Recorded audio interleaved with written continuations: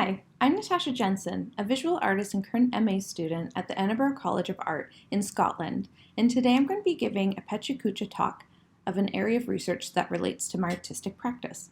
So before COVID-19, I'd been researching about women's relationship to the land, as well as labor movements before and after World War II, to explore how ecology and feminism might have evolved together in the 20th century. And in my Pecha Kucha, I'm going to be giving you the quick and dirty world of the Land Army girls and their significant contributions to the home front efforts in World War II, and how the Women Land Army played a significant role in transforming the women's workforce. I think it's a perfect topic to bring up in our COVID-19 climate because I think we're very aware of the instability of our food system and that we all need to look at building a more diversified relationship to both the production and dissemination of our food. Before the Second World War started, Britain imported about 55 million tons of food a year from other countries. After war was declared in September 1939, the British government had cut down on the amount of food it brought in from abroad as German submarines started to attack British supply ships. There was a worry this would lead to a shortage of food supplies in the shops, so the British government decided to introduce a system of rationing. Rationing made sure that people got an equal amount of food every week. The government was worried that food became scarcer, prices would rise, and poor people might not be able to afford to eat. There was also a danger that some people might hoard food and leaving none for others. Sounds familiar? Food rationing lasted for 14 years in Britain, from 1940 to 1954. Before the Second World War, women were expected to be housewives, or perhaps do certain women's jobs such as nursing and being domestic servants and shop assistants. World War II changed the world of work for women forever. When men went to fight, women were called upon to fill their jobs, and this included many jobs that were previously thought as unsuitable for women. One of the important sectors women filled was agriculture, which helped support the food scarcity in Britain during the war. In order to grow more food, more help was needed on the farms, and since most of the farmers, who were male, were sent to fight in the war, so the British government started the Women's Land Army. For this talk, I'm going to be focusing on the contributions made in World War II because I think it's the most impactful time for both the food production and the changing of the role of women in the workforce. So the British Women's Land Army was first set up in January 1917 for World War I, and the reforming in June 1939 for World War II. Over 200,000 land girls worked in the WLA from June 1939 until November 1950.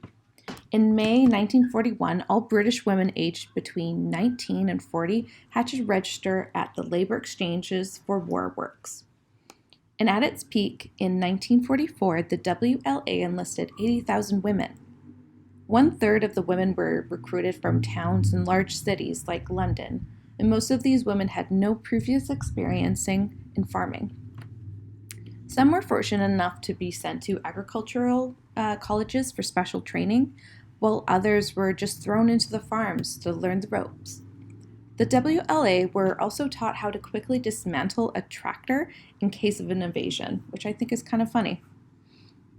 Like all military efforts, there were a strict uniform, and the Land Army girls had to follow, and this also included hair and makeup guidelines. For factory and farm work, longer hair would be often set up and left in pin curls under a headscarf or a turban. Hats were also rationed during this wartime, so turbans became very popular to make do with the shortage. This was important because this kept the hair protected and away from machinery, and it was also easily let down and spruced up, so you could get dressed up for a night out. So in keeping with gender inequality, the land girls were paid much less for the same amount of work as their male counterparts. Land girls were paid directly by the farmers who employed them, and the minimum wage was about 28 cents per week, and from this, 14 was deducted for board and lodging. The average wage for the male agricultural worker was about 38 cents per week, and the basic working week for land girls were 48 hours in the winter and 50 in the summer.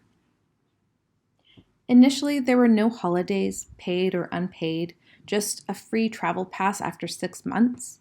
However, conditions improved after 1943 with the introduction of the Land Girls Charter.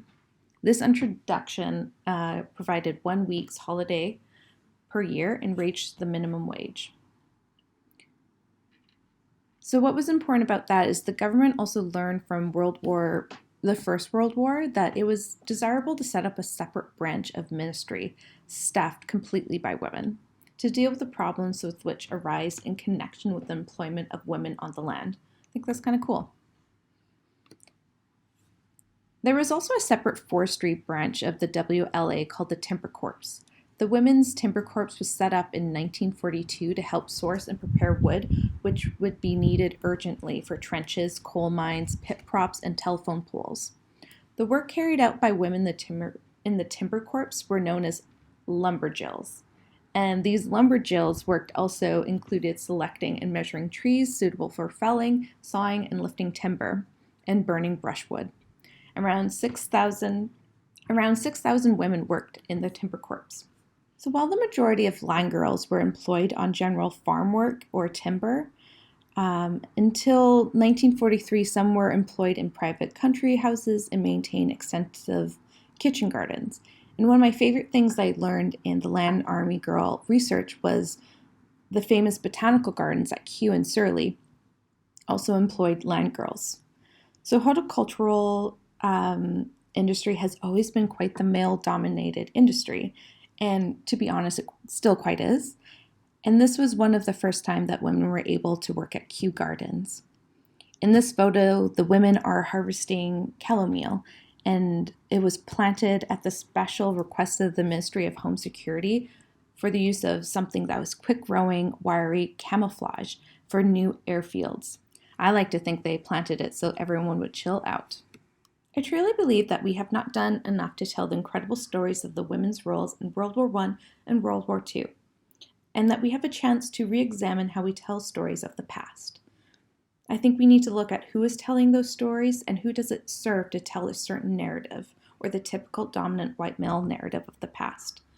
And as we come out of lockdown, remember to throw on your gardening overalls and dig for victory for your family and your community.